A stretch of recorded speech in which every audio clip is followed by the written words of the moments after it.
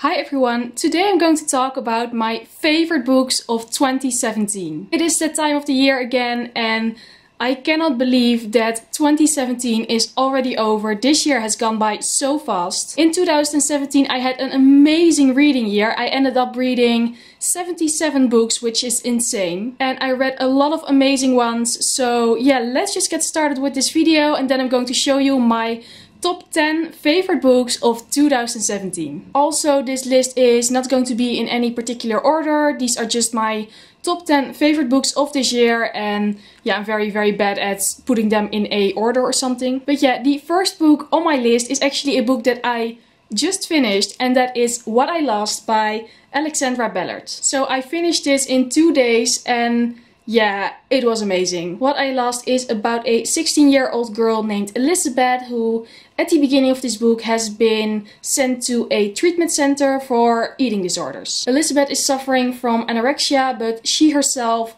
doesn't think it's all that bad and she doesn't think that she has to go to a treatment center. But yeah, this book is about her treatment and how that is going, and yeah, it was so good. What I love about this book is that it is focusing on her treatment and not on her illness and like how she got anorexia, but how she's being treated for it. You don't see that very often, and this book gives a lot of detail about the treatment, about her therapy, about her eating sessions. I thought this book felt very realistic, and I've heard people say who have experience with eating disorders that this is a very good representation of that. So yeah, I really loved it, and I'm very happy that I managed to read such a good book still at like the last days of the year. The next book on my list is The Long Way to a Small Angry Planet by Becky Chambers. This is a science fiction novel and it is about a girl named Rosemary Harper. She joins the crew of the Wayfarer, which is a spaceship, and then this crew gets a very huge opportunity for like a very big job with making like space tunnels and stuff. It's all very science fiction. But the best thing about this book by far are all the characters. This is one of the most character driven books I've ever read, but this book also has the best written characters I've ever read. So it is science fiction, so it's not only about humans, but it is about all sorts of different species and like, well, aliens and stuff. But this book explains all the different species so well, and it's like, it really feels like they should exist, and everyone of the crew of the Wayfarer gets a lot of attention and you really get to know them. I mean, there is still a plot going on and there is still action and there is still adventure, but it is mostly about the characters. And yeah, it's weird that this science fiction novel is like more about the characters and their personalities. This book might be a bit slow for some people, but I personally did not mind that. I just fell in love with the characters and I enjoyed this book very much. And then the next book is Ink by Alice Broadway. So this was quite an unexpected favorite of mine because I really didn't know anything about it when I bought it. Ink is about a girl named Leora who lives in this world where everything you do, everything you achieve is tattooed on your skin. So everyone has these tattoos, these markings, like for instance when you graduate or get a new job or get married, and after you die your skin is being transformed into this book with all these illustrations, these tattoos. And this book starts off with Leora's father dying and then his skin book is mysteriously missing. I thought the premise of this book and of like this entire world was incredibly clever and I really enjoyed that. I loved Leora as a main character. I thought she was very relatable to a lot of people. It's just very hard to explain this book, but like, it was such an unexpected favorite of mine and I just really enjoyed it. At first I thought it was a standalone, but now I think it might be the first book in a series because the ending is not really like a closed ending. Also, the cover of this book is absolutely gorgeous. I mean, I would love it for that reason alone. In any case, I really hope there are coming more books of this like world because I really want to know what happens next and how everything is going to go. So yeah, I can definitely recommend this one. I haven't seen it around that much on BookTube, but it's really good. And then my next favorite book of 2016 is Eliza and Her Monsters by Francesca Zappia. So normally I don't really like contemporaries like this, and I was quite surprised that I actually loved this one that much. Eliza and Her Monsters is about a girl named Eliza. She is 16 years old, I believe, and Eliza has this very famous webcomic. It has like millions of followers and viewers, but Eliza remains anonymous, so nobody knows who the author of the webcomic really is. And then there's this new boy at her school who really loves the webcomic and is a big like fanfiction writer of the comic. And Eliza knows who he is, but he doesn't know that Eliza is the author of the comic. And yeah, that's sort of the like story. But the most important thing about Eliza and her monsters is Eliza's mental health issues and her anxiety and how she struggles with that. I thought the whole mental health part with anxiety was very, very well executed. I could really relate to that. I could really like understand Eliza. It just all felt very real, very realistic. And I also thought the whole portrayal of a webcomic and like being an online presence was very well done as well. I think Eliza and her monsters is like everything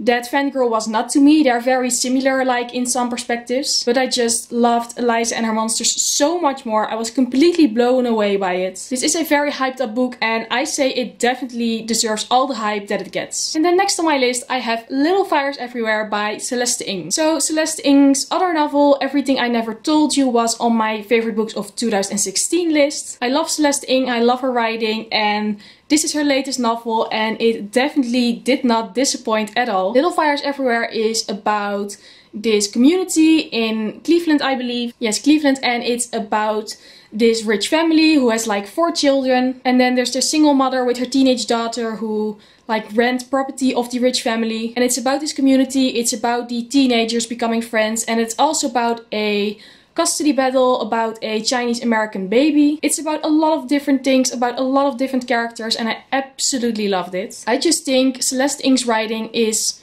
amazing. I love it so, so much, and I just cannot get over it. All the characters are very, very well done, and Celeste Ng only needs like 2 pages to explain a character very, very well, and then you know everything you need to know. The story is also very interesting. It's about a lot of different topics, about adoption, about race, and like it really made me think for a very long time. The only complaint I had about this book that it wasn't a little bit longer, because I felt like the ending was very abrupt and I wanted more of Celeste Ng's writing. So yeah, Little Fires Everywhere, it's amazing. I can definitely recommend this to everyone. I loved it a lot. And the next book on my favorite books of 2017 list is The Snow Child by Ewan Ivy. Again, this was a very, very unexpected favorite of mine. I got it last winter at a Secret Santa sort of thing and I was very, very pleasantly surprised. The Snow Child is about an elderly couple named Jack and Mabel. They live in the 1920s in Alaska. They lost their baby many years before that and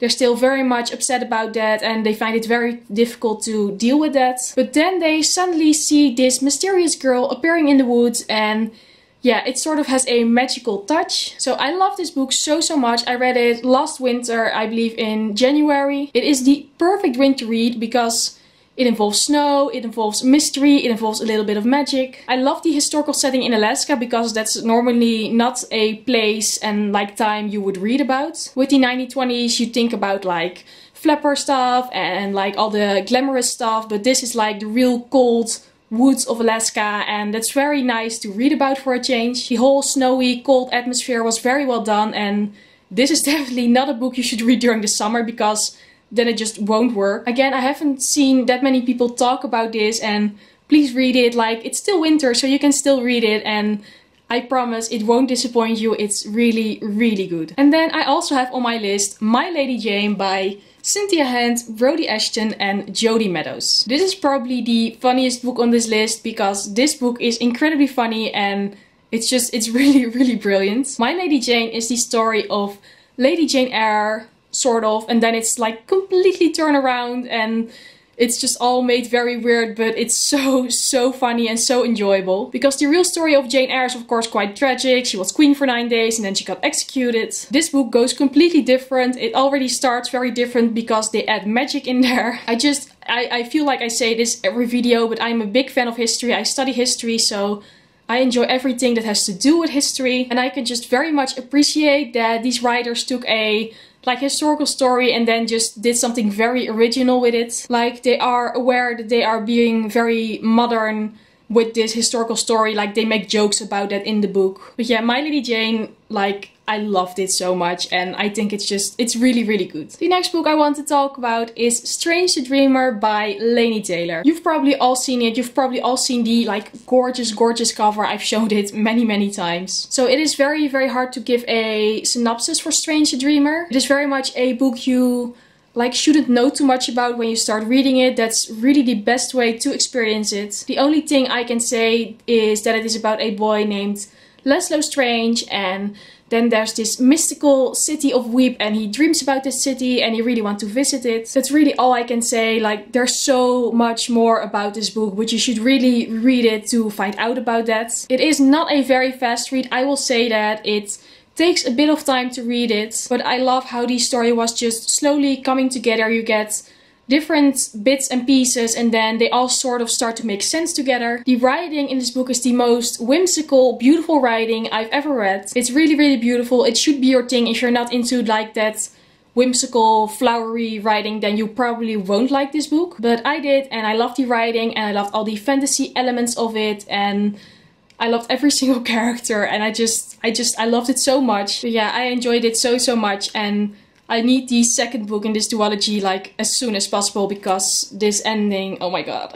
So I have only 2 books left, and one of them is A Gathering of Shadows by V.E. Schwab. So I read the entire A Darker Shade of Magic trilogy this year, and I loved the entire series, but A Gathering of Shadows was definitely my favorite out of the 3, so that is why I picked this one for my list. The Darker Shade of Magic trilogy is about the concept that there are parallel universes and mainly parallel Londons. There is a grey London, which is our London, and then we have a red London, a white London, and a very dangerous, mysterious black London. The main characters are Cal, who is a sort of magician who can travel between these parallel universes, and Lila Bart, who is a girl from Grey London, but she meets Cal, and yeah, that is where the story starts off. So the second book is definitely my favorite out of the 3 because I thought it had such an epic story. There is a magical tournament in this book, and it was amazing, and I enjoyed every single bit of it. And also I love the characters and the character development of this entire series so much. Lila Bart is absolutely amazing. I loved every single bit of her, and she's just such a badass. This series feels a bit slow again to some people. I've heard people complain about that. But again, I really don't mind it because they take a lot of time to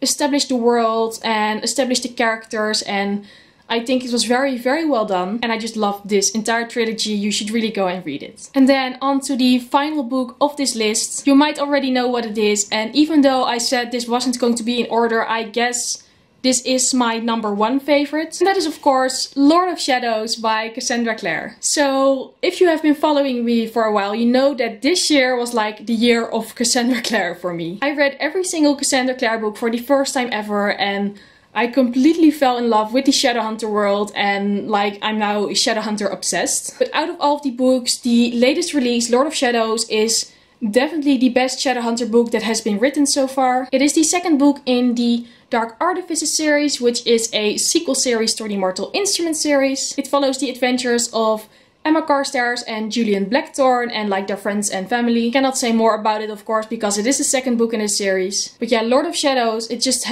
has everything I want from a book. Even though I don't particularly like Cassandra Clare's writing in like her first 3 books, her writing in Lord of Shadows has improved so much. And I also think the cast of characters is amazing, very well developed, and also very diverse. Like this book, like this entire series, makes you care about the characters so much. Like I will admit that it's still quite cheesy and it's still quite YA, so like it's not a series or a book for everyone, I know that. But yeah, I just had so many emotions reading it, like sadness, but also it made me laugh quite a bit because the Shadowhunter books are incredibly funny. Basically, I need the 3rd book in the series, Queen of Air and Darkness, right now. I don't know how I'm going to stand waiting for another year because this ending, I just need the new book right now. I'm so happy that I finally read the Shadowhunter books, and yeah, I love them very much, and they really sort of defined my reading year. So this was it for my favorite book of 2017 video. I always enjoy doing this video. I mean, okay, I have only done it for the 2nd time this year, but I love reading so much, and I love looking back on all the books that I loved so much this year. And if you like this video, please go subscribe or give it a thumbs up because I would really appreciate that. I want to wish you all a very happy and healthy 2018, and hopefully I will see you again in my next video. Bye!